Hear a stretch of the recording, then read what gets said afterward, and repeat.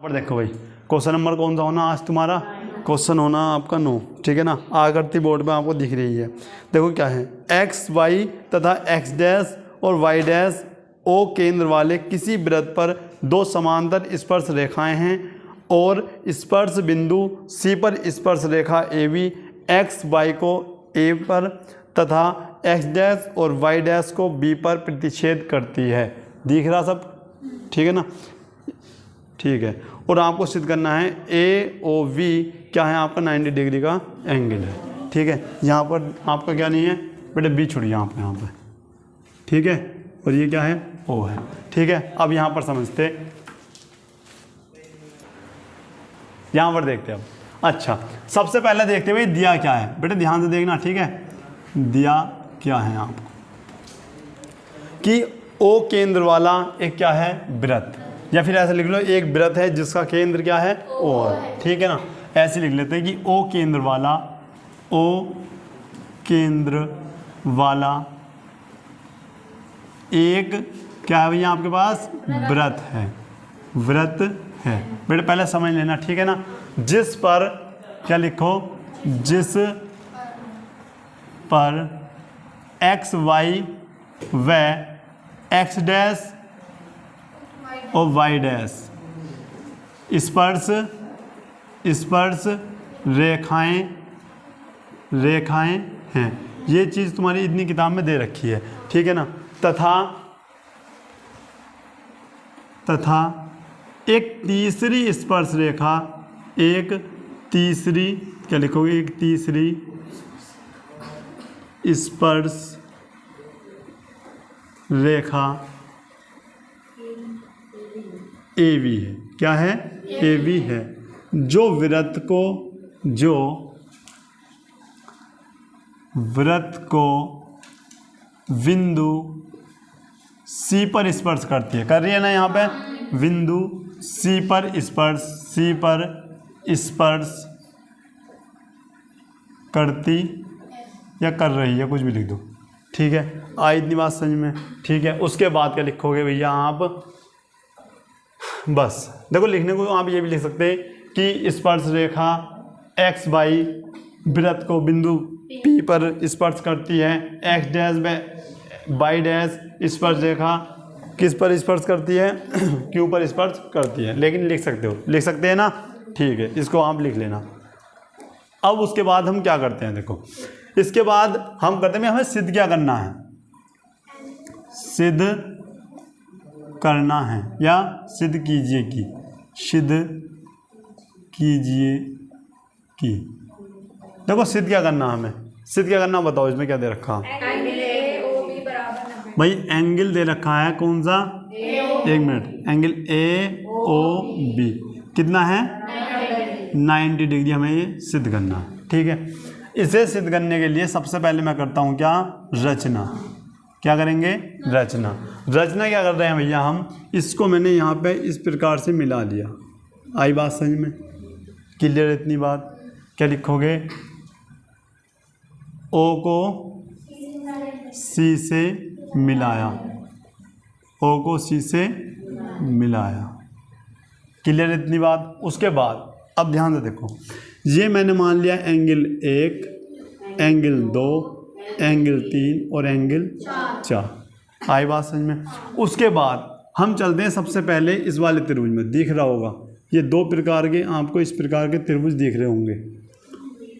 यहाँ पे एक है, यहाँ पे दो, दिख रहे हैं क्या? ये क्या था आपका P, ये क्या है O, ये क्या है C और ये क्या है बेटे, यहाँ पर देखो केवल इतना। आ रही बात समझ में? दिख रहा नहीं? और अगर आपको ये दिख रहा है तो भैया आपको ये भी दिख रहा होगा कि ये कुछ इस प्रकार से है। दिख रहा? इस प्रकार से है ना। चलो अब मुझे एक बात बताओ, अगर ये इस प्रकार से है तो पहले मैं इस वाले त्रिभुज में चलता हूँ, ठीक है। तो मैंने क्या लिखा, मैंने लिखा भैया यहाँ पर क्या लिखोगे, उपपत्ति। उपपत्ति क्या लिखोगे, त्रिभुज। देखो ए ओ सी और त्रिभुज कौन से वाले में चलना आपको, ए ओ पी में, ठीक है। इतनी बात क्लियर है। यहाँ पे आ जाओ। सबसे पहले मुझे ये बताओ, क्या भैया आपका AC बराबर होगा AP के? बताओ, कोई बता सकता है कि AC AP के क्यों बराबर होगा? कोई भी बच्चा बता दो। दिख रहा है? AC इसके क्यों बराबर होगा? बताओ, बताओ जल्दी। सही बता रहे हो, क्योंकि बाह्य बिंदु से वृत्त पर डाली गई दो स्पर्श रेखाएं आपस में क्या होती हैं? बराबर होती हैं। ये तो बताया था भाई, ये आपका वृत्त है, अब मैंने बताया था ये दो स्पर्श रेखाएं इस प्रकार से हैं आपकी, तो ये बराबर होंगी ना। अब देखो ये आ रही ना स्पर्श रेखा, यहाँ पर भी यहाँ पर भी, तो ये जो स्पर्श रेखा होगी इसके बराबर होगी नहीं होगी? ठीक है, तो क्या लिखोगे? बाह्य बिंदु से, यहाँ पर लिखो बाह्य बिंदु से डाली गई, या बाह्य बिंदु से वृत्त पर डाली गई स्पर्श रेखाएं, डाली गई स्पर्श रेखाएं।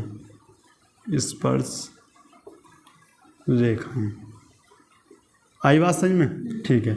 दूसरी बात मुझे ये बताओ, क्या भैया आपका OC जो होगा क्या वो OP के बराबर होगा? क्यों होगा? बताओ जल्दी कि भैया आपका ये जो होगा ये इसके बराबर क्यों होगा? बताओ। अब यहाँ पे समझो हल्का सा, ये आपका वृत्त है, ठीक है, ये एक लाइन में यहाँ पर बनाई और एक यहाँ पर, बताओ ये आपस में बराबर होंगी नहीं होंगी? क्यों होंगी? अगर मैं यहाँ पर भी बना दूँ तो ये क्या बराबर होगी? क्या ये भी बराबर होगी? क्या ये भी बराबर होगी? ये भी बराबर होगी? ये भी बराबर, ये भी बताओ क्यों होंगी? क्योंकि ये सभी क्या हैं?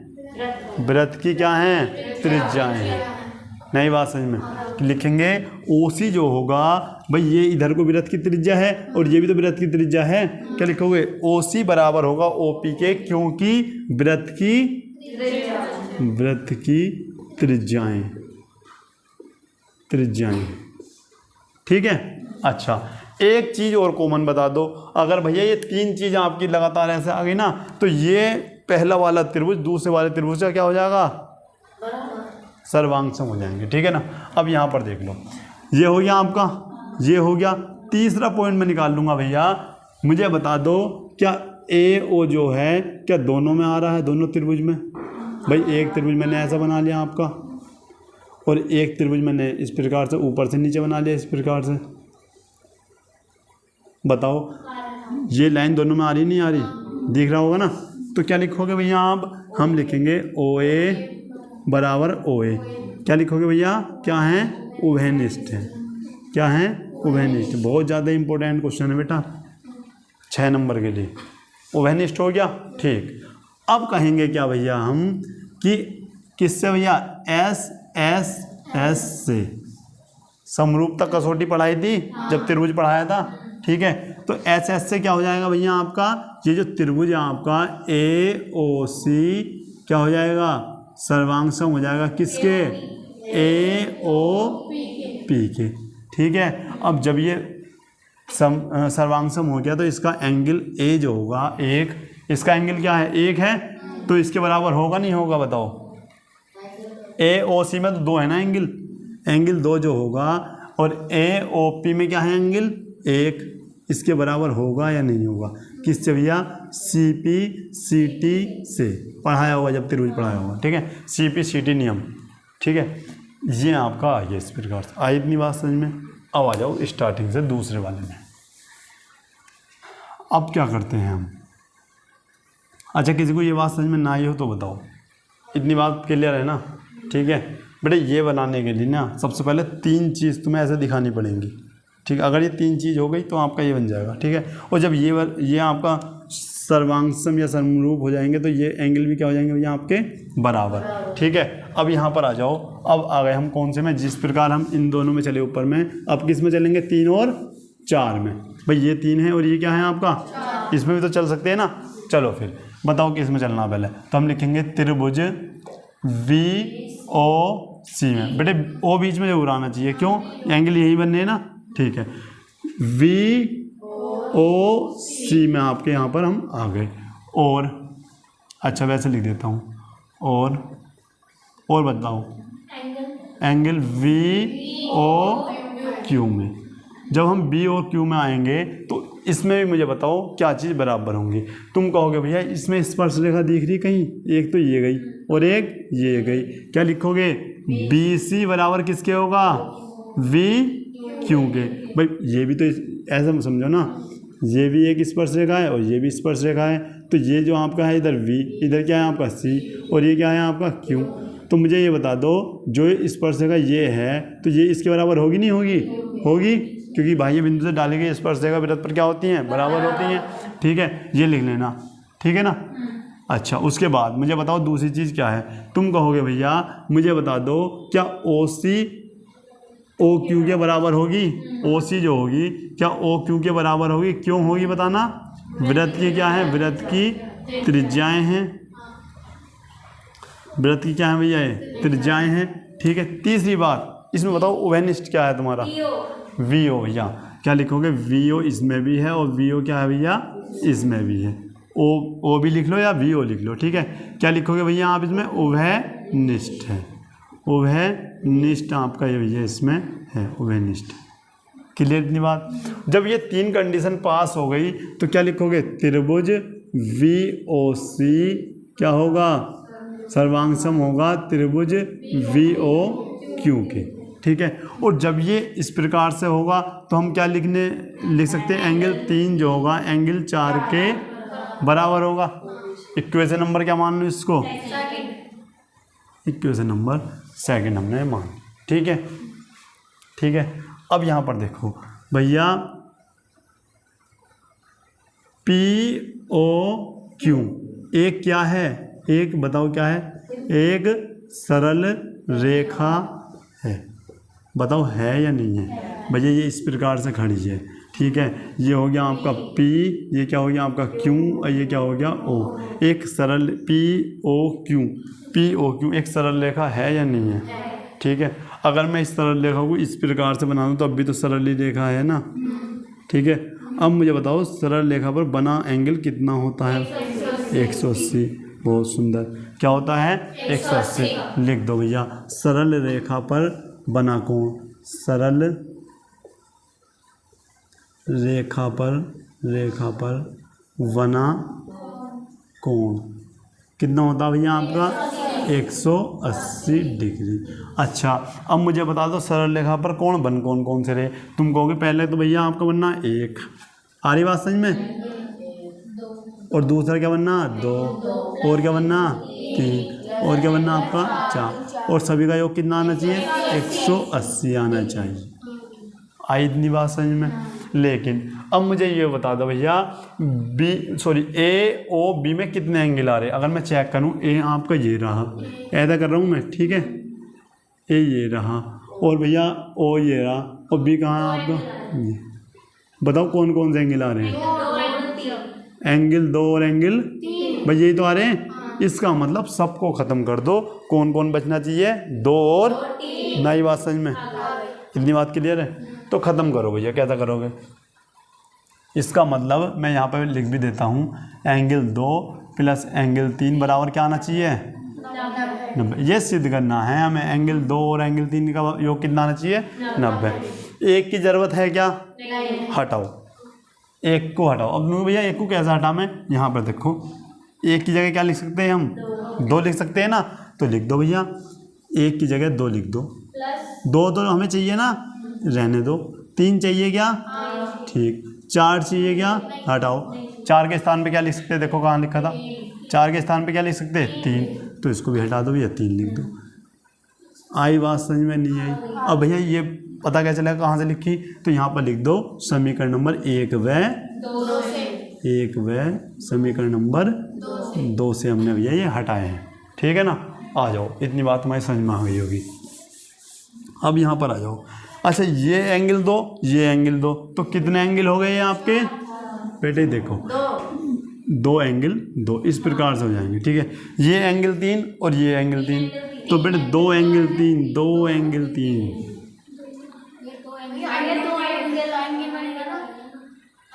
अच्छा सॉरी, इस प्रकार से बने। आई बात समझ में भाई? एक ये है अंडर रूट सॉरी एंगल 3 है और ये भी एंगल 3 है, तो कितने एंगल 3 होंगे? 2। ये भी 2 हो जाएंगे, ठीक है। और ये क्या है आपका भैया? 180 डिग्री। अब मुझे बताओ क्या यहाँ से 2 कॉमन आ रहा है आपका? तो एंगल क्या बच गया? एंगल 2 प्लस एंगल 3 बराबर क्या हो गया? 180। चाहे 2 आपका नीचे पहुँच जाएगा, तो एंगल 2 और एंगल 3 बराबर 180/2 और ये कट के क्या आ गया आपका? 90। क्या भैया? एंगल 2 प्लस एंगल 3 क्या हो गया आपका? 90। क्या एंगल 2 और एंगल 3 को AOB भी लिख सकते हैं भैया? हाँ भैया ज़रूर लिख सकते हैं, लिख सकते हैं ना। और यहाँ पर क्या लिख सकते हैं आप? डेट प्रूव्ड यहाँ पर हम लिख सकते हैं। समझ में आई इतनी बात? इम्पोर्टेंट सवाल है 6 नंबर के लिए आपका, कोई शक वाली बात इसमें है नहीं, नोट करो। यहाँ पर देखो भाई क्वेश्चन नंबर 10 क्या है, ध्यान से देखना भैया, इंपॉर्टेंट क्वेश्चन है, ठीक है।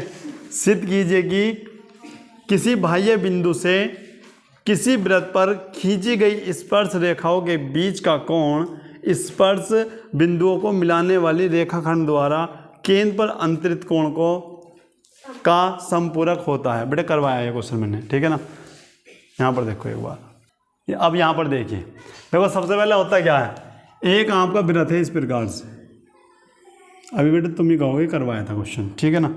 ये क्या है? वृत्त का केंद्र O है। क्या लिखोगे भैया?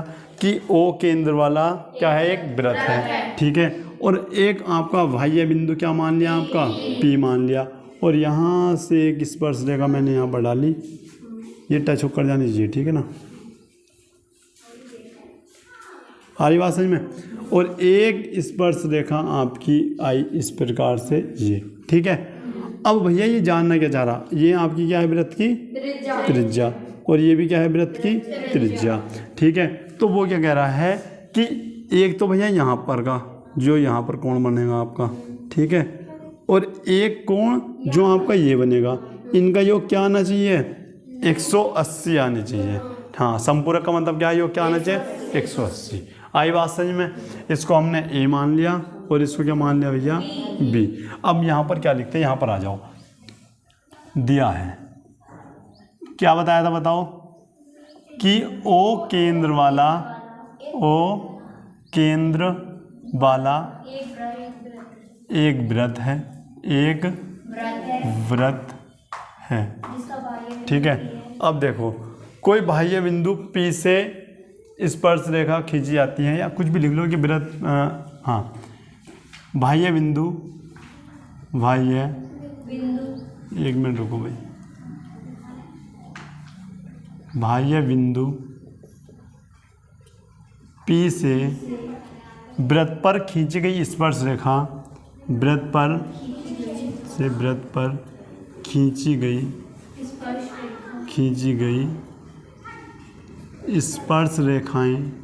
स्पर्श रेखाएं PB, PA और PB, बेटे नीचे का आगे देखो क्या है? PB है। देखो एक तो स्पर्श रेखा क्या है आपकी? PA, और एक क्या है आपकी? PB, दो आपकी स्पर्श रेखा हैं, ठीक है। अब यहाँ पर देखो क्या करना हमें? सिद्ध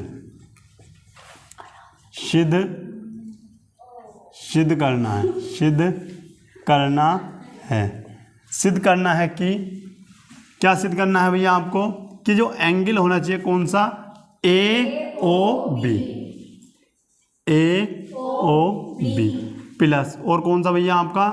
APB AOB, इनका योग कितना होना चाहिए आपका? 180 होना चाहिए। ये हमें सिद्ध करना, ठीक है। अब आ जाओ कहाँ पे भैया आपका? उपपत्ति, ठीक, कैसे करेंगे अब बताओ। तो सबसे पहले क्या लिखेंगे भैया हम? ठीक है, ये लिखते हैं कि बाह्य बिंदु से, एक सेकंड, हाँ लिखो, वृत्त की त्रिज्या, क्या लिखोगी? वृत्त की त्रिज्या स्पर्श रेखा पर स्पर्श रेखा पर क्या होती है? लंब होती है। लंब होती है, पहले दिन से बताता आ रहा हूँ, ठीक है ना, होती है। ठीक है, अब मुझे बता दो, क्या आपकी ओ ए जो होगी वो लंब किस पे होगी? पी ए पर। भाई ये जो ओ ए है इस प्रकार से लंब होगी ना, ये सब मत लिखो, कोई बात नहीं, लंब होती है। इसीलिए आपका क्या एंगल ए बराबर 90 होगा या नहीं होगा? बताओ, एंगल ए जो होगा आपका ये 90 डिग्री होगा या नहीं होगा? बताओ, होगा। इसी प्रकार से, इसी प्रकार लिख दूँ बस, इसी प्रकार, इसी प्रकार आपका एंगल वी कितना होगा? बताओ जल्दी। 90 डिग्री होगा। क्या ये भी आपका 90 डिग्री ही होगा भैया? ठीक। अब मुझे एक बात बताओ, ये आपका क्या बनना है? बताओ क्या बनना है भैया आपका? चतुर्भुज बनना है। ये एक है, ये ए है, ये बी है, ये पी है और ये ओ है, ओ है। ये आपका 90 डिग्री है, ये भी कितना होता है आपका? 90 डिग्री। अब मुझे एक बात बताओ, लिखते हैं चतुर्भुज ए ओ बी पी में, ठीक है, लिखते हैं चतुर्भुज के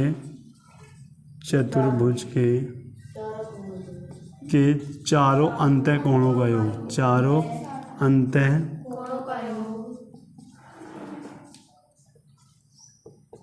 कितना होता है बताओ? 360 होता है। ठीक है, अब यहाँ पर आ जाओ, जब 360 होता है तो यहाँ पर क्या एंगल ए भी आ रहा होगा प्लस एंगल क्या ओ भी आ रहा होगा, एंगल वी भी होगा और एंगल क्या होगा आपका? पी भी आपका होगा, बराबर क्या होगा? 360 होगा। क्या एंगल ए आपका 90 डिग्री है प्लस ओ हमें भैया निकालना है, प्लस बी 90 है और ये एंगल पी है, ये कितना है आपका? 360 है। क्या 90 90 180 हो गए, plus angle O plus angle P बराबर 360। ठीक है, angle O plus angle P क्या हो गया आपका? 360 माइनस 180। ठीक है, ये आपको रहता है, यहाँ पर लिख देता हूँ मैं, angle O plus angle P बराबर क्या हो गया? 180। अब बताओ, एंगल ओ को मैं एंगल ए ओ भी लिख सकता हूँ भाई, बीच में ओ आना चाहिए ना, वहाँ ओ का मतलब क्या है? बीच में आपको क्या आना चाहिए? ओ आना चाहिए, तो ओ मैं लिख दे रहा हूँ यहाँ पे, एंगल ए ओ बी, यहाँ पर क्या आना चाहिए? Angle A P B. बताओ सिद्ध हुआ है नहीं हुआ? संपूरक का मतलब क्या है? इन दोनों का योग क्या आना चाहिए? 180। यहाँ पर लिख देंगे डेट प्रूव्ड, डेट प्रूव्ड। जल्दी से नोट करो भाई। पर देखो क्वेश्चन नंबर 11 क्या है? सिद्ध कीजिए कि किसी वृत्त के परिगत समांतर चतुर्भुज समचतुर्भुज होता है। ठीक है ना, ये आपको सिद्ध करना है। ठीक है भाई, यहाँ पर देखो, एक आपका वृत्त है इस प्रकार से, ठीक है, और ये आपका एक स्पर्श करता हुआ इसके, ये मैंने बना दिया आपका, जिसको बोलते हैं परिगत। ठीक है, परिगत का मतलब क्या है? इसके चारों ओर बना हुआ है और इसको भैया इस प्रकार से टच कर रहा है, ये एक चतुर्भुज है। ठीक है, जो कि कैसा है भैया? समांतर चतुर्भुज। ठीक है, यहाँ मैंने मान लिया ए वी सी डी, और ये मान लिया भैया कहाँ कहाँ टच कर रहा है? पी क्यू आर एस, इस जगह ये भैया क्या कर रहा है आपको? ठीक है, ये टच कर रहा है। ठीक है, अब सिद्ध करके ये दिखाना है, जो वृत्त के बाहर जो है ये चतुर्भुज जो है समांतर चतुर्भुज है, एक सम चतुर्भुज भी है। ठीक है, अच्छा यहाँ पर लिखो, दिया है एक वृत्त है जिसके परिगत एक समांतर चतुर्भुज है। ठीक है,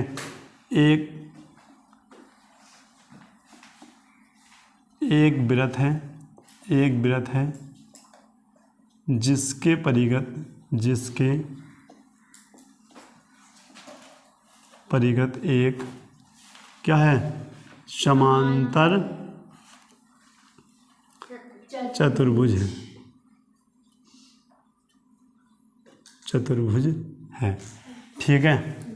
अब यहाँ पर देखो, जो वृत्त को, यहाँ पर लिख लो, जो वृत्त को क्रमशः, या फिर ऐसे लिख लो, जो वृत्त को बिंदु पी क्यू आर पी, अरे 1 मिनट रुको, पी क्यू आर व एस पर स्पर्श करता है, पर स्पर्श करता है। क्लियर है इतनी बात? ठीक है। अच्छा, अब लिख दो भैया, सिद्ध कीजिए, सिद्ध करना है, सिद्ध करना है कि, क्या सिद्ध करना है कि वृत्त के परिगत समांतर चतुर्भुज, वृत्त के परिगत समांतर चतुर्भुज एक समचतुर्भुज है। कैसा चतुर्भुज है? समचतुर्भुज है, समचतुर्भुज है। अच्छा भैया, समचतुर्भुज क्या होता है? देखो मैं आपको बता दूं भैया, सम माने समान। अब ये सारी भुजाएं इसकी क्या होनी चाहिए? समान। मतलब सीधी सी बात है, ए बी किसके बराबर आना चाहिए आपका? बी सी के। ठीक है। वी सी भैया सी डी के, सी डी भैया डी ए के, डी ए के। भाई ये इसके मतलब सभी भुजाएं आपस में क्या होनी चाहिए? समान। ये हमें सिद्ध करके लाना है फाइनली। अच्छा, अब लिखते हैं भैया उपपत्ति। अच्छा, समांतर चतुर्भुज ए वी सी डी में आ जाओ भैया। समांतर चतुर्भुज जो होता है आपका, चतुर्भुज ए बी सी डी एक समांतर चतुर्भुज है। क्या है भैया? समांतर चतुर्भुज है। दे रखा ना? ठीक है। अब समांतर चतुर्भुज का मतलब क्या होता है मैं बताता हूँ कि आमने सामने की बजाय क्या होनी चाहिए? बराबर। ए बी किसके बराबर होना चाहिए? सी डी के। भाई ए बी किसके बराबर होना चाहिए? सी डी के। और मुझे ये बताओ, जो आपका ए डी है, वो किसके बराबर होना चाहिए? वी सी के बराबर होना चाहिए। कुछ भी लिख सकते हैं। आ रही बात समझ में? इतनी क्लियर है तुम्हारी बात? ठीक है। अब मुझे बता दो यहाँ पर,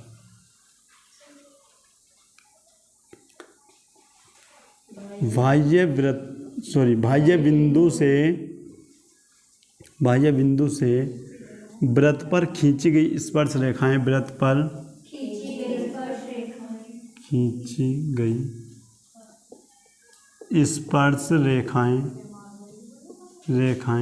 कैसी होती भैया? बराबर होती हैं। एक तो बात में सुनो, पहली बात तो इम्पोर्टेंट तो है सभी क्वेश्चन, लेकिन ये ऐसे नहीं होने कि तुमने एक बार करे ठीक है जी आ गया समझ में। अगर तुम्हारी यहाँ समझ में आ गया ना तो 2 दिन बाद ऑटोमेटिक सब भूल जाओगे। क्यों? यहाँ पर सब लिखना होता और ये लिखा हुआ तुम सब भूल जाओगे कैसे कैसे हुआ था। ये अपने माइंड से बनाया, ये सब लिखा, ठीक है। तो बार बार जब करके देखोगे ना तभी तुम्हारी समझ में आएगा। ये बाह्य बिंदु से वृत्त पर खींची गई स्पर्श रेखा क्या होती है भैया? बराबर। अच्छा, तो मुझे ये बताओ, जो आपकी ए पी जो होगी क्या ए एस के बराबर होगी भैया? बताओ, किसकी बात समझ में नहीं है? ए पी जो होगी किसके बराबर होगी आपकी? ए एस के बराबर होगी। अब एक माइंड में फिट कर लेना बात कि इसमें क्या आ रहा? पी, तो पी वाले इधर होने चाहिए और एस वाले इधर, ठीक है। अच्छा, ये आपका आ गया बी पी और वी क्यू। अब बताओ बी पी किधर लिखा जाए? ये आपका आ गया बी पी, इधर क्या आ गया आपका? We Q. इसका मतलब क्यू और एस वाले इधर, अब बी मतलब पी और बी वाले आपके इधर। या फिर इसको मैं क्या लिख सकता? पी बी भी तो लिख सकता ना? बताओ, नहीं लिख सकता? लिख सकता, ठीक है। अब यहाँ पर आ जाओ, उसके बाद इसे समीकरण मानते चलो। ये क्या हो गया? 1 और ये क्या हो गई? 3। तो ये दोनों हो गई। अब मुझे ये बता दो आप, क्या भैया ये आपस में बराबर होंगे या नहीं होंगे? होंगे इतने। तो अब मुझे बता दो, जो सी क्यू इधर लिखा जाए या इधर लिखा जाए? इधर लिखा जाए ना, तो इधर क्या लिखा जाना चाहिए आपका? C R. सी आर बराबर सी क्यू। उसके बाद मुझे ये बता दो आपका डी आर आ रहा है और डी एस आ रहा है, एस वाला किधर और भैया डी आर वाला किधर। तो भैया मैंने डी आर को मैंने डी नहीं आर डी कर लिया, डी एस। आ रही बात सही में? या इसको आप एस डी भी लिख सकते हो। क्या भैया ऐसा लिखना ज़रूरी है? नहीं, तुम इसको आर सी भी लिख सकते हो, क्यू सी भी लिख सकते हो। मैं क्यों लिख रहा हूँ मैं तुम्हें बताऊँगा बाद में, ठीक है। फिलहाल मैं क्या करता हूँ, सभी समीकरण को जोड़ लेता हूँ। 1 को 2 को भी जोड़ लिया और 3 को भी, और भैया 4 को, मैंने सभी को क्या करा, जोड़ लिया, ठीक है। अब जैसे ही मैंने जोड़ा तो बताओ क्या भैया इधर की साइड वाले तो इधर जुड़ जाएंगे आपके। अब मैं आपको ये बताऊँगा मैंने इस प्रकार से लिखा क्यों आपका, सी आर और आर डी, और ये आपका क्या आ गया ए एस। क्या बताओ एस वाले के साथ एस वाला लिख दूं क्या? ठीक है, एस डी और आपका सी क्यू और क्यू बी भी इसको मैं लिख सकता हूँ। क्या लिख सकता हूँ? Q B. अब तुम बताओ भैया मैंने क्यू पहले क्यों लिखा, बी क्यों लिखा? अब मैं तुम्हें बताता हूँ। मैंने तुम्हें एक ट्रिक बताई थी, बीच वाले हटाओ तो क्या बच गया आपका ए पी, सी डी, बताओ ए डी प्लस, आई बात समझ में? ऐसे लिख सकते हैं, ठीक है। ये आपका भैया हो गया इतना। उसके बाद अब क्या करते हैं, क्या हमें ये सिद्ध करना? भैया ऐसे तो करना नहीं है। अब मुझे बताओ भैया, हमने लिखा था ए बी की जगह मैं सी डी लिख सकता हूँ, लिख सकता है ए बी की जगह सी डी, या फिर सी डी की जगह क्या लिख सकता हूँ, ए बी। तो लिख दो भैया, सी डी का मान रखने पर डायरेक्ट लिख देता हूँ मैं ए बी प्लस, इसको भी क्या लिख दूँ भैया, ए बी लिख दूँ। अच्छा, ए डी को मैं क्या लिख सकता हूँ, बी सी, या फिर बी सी की जगह क्या लिख सकता हूँ, ए डी। तो भैया मुझे बता दो ए डी को ए डी रहने दो। अब देखो ऐसा ना हो कि भैया ये सी बी है, ये इसकी जगह कैसे जाएगा? भैया हो सकता सी बी को बी सी भी लिख सकते हैं, कुछ भी लिख सकते हैं। तो यहाँ पे मैं क्या लिख दूँ भैया, ए डी। आ रही बात समझ में इतनी? अब मुझे इतनी बात बता दो भैया, क्या मैं ये कितने हो गए आपके, क्या 2 ए बी हो गए आपके, इधर कितने ए डी हो गए, 2 ए डी। क्या 2 से 2 आपका कट गया? क्या ए बी बराबर ए डी आ गया आपका, ए डी बराबर क्या आ गया आपका, ए डी, ठीक है भैया। फिर से इसी समीकरण में आ जाओ, ठीक है ना। पुनः क्या लिख दो भैया, पुनः। पुनः का मतलब क्या है, एक बार फिर से। तो यहाँ पर लिख दो एक बार फिर से ये वाली समीकरण।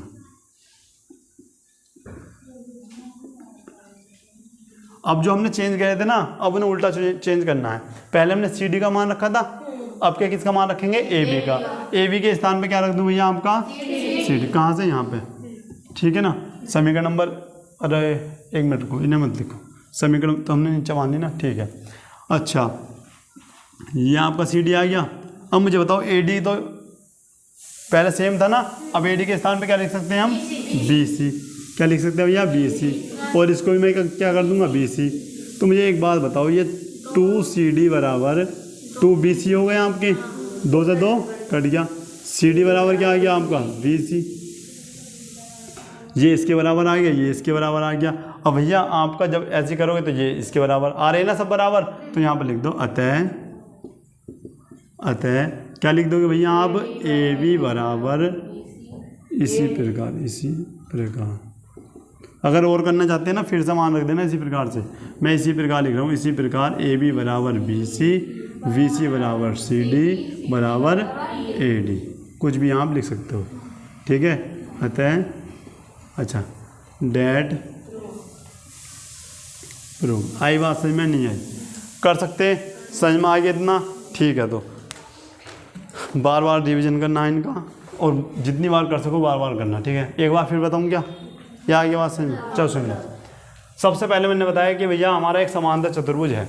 समांतर चतुर्भुज का मतलब कि ये भुजा इसके बराबर होगी और ये वाली इसके, आमने सामने भुजाएं क्या होंगी भैया, बराबर। लेकिन हमें सिद्ध ये करना है कि ये समांतर चतुर्भुज के साथ भी क्या होना चाहिए, एक सम चतुर्भुज। सम चतुर्भुज की क्या बात है भैया, ये इसके बराबर, ये इसके बराबर, ये इसके बराबर, मतलब सभी आपस में क्या होना चाहिए, बराबर, ठीक है। अब मैंने बताया भैया आपको कि समांतर चतुर्भुज है तो ए बी बराबर सी डी के होगा, ठीक है। और भैया ए डी बराबर किसके होगा, बी सी के होगा, ठीक है। अच्छा एक मिनट रुको, यहाँ पे तुम ये भी लिख सकते हो, इससे पहले तुम ये दोनों और लिख दो कि भैया ए बी बराबर और क्या करा हमने, सी डी, ठीक है। और भैया ए डी बराबर क्या कर दिया हमने, वी सी।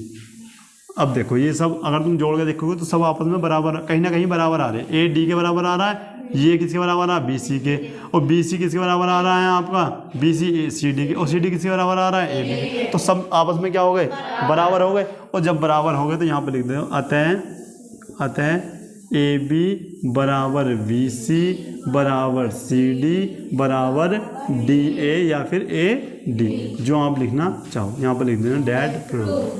ठीक है, यहाँ पर देखो ये आपस में बराबर क्यों है, क्योंकि समांतर है। समांतर के भैया ये तो आपस में बराबर होंगे आमने सामने के।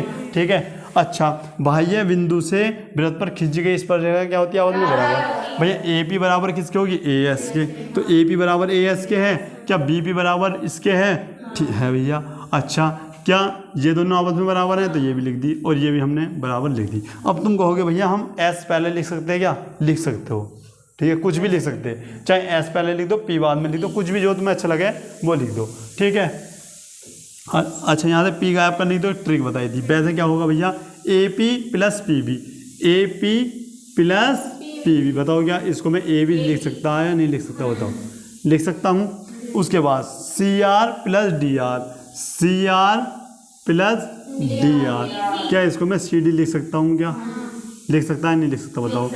इधर ए एस और एस डी, ए एस आपका ये आ गया और एस डी आपका ये आ गया, क्या इसकी जगह मैं ए डी लिख सकता हूँ क्या। अब कोई ये ना कहना भैया हमने तो डी ए लिखा, कुछ भी लिख सकते हैं, डी ए बी और ए डी बी।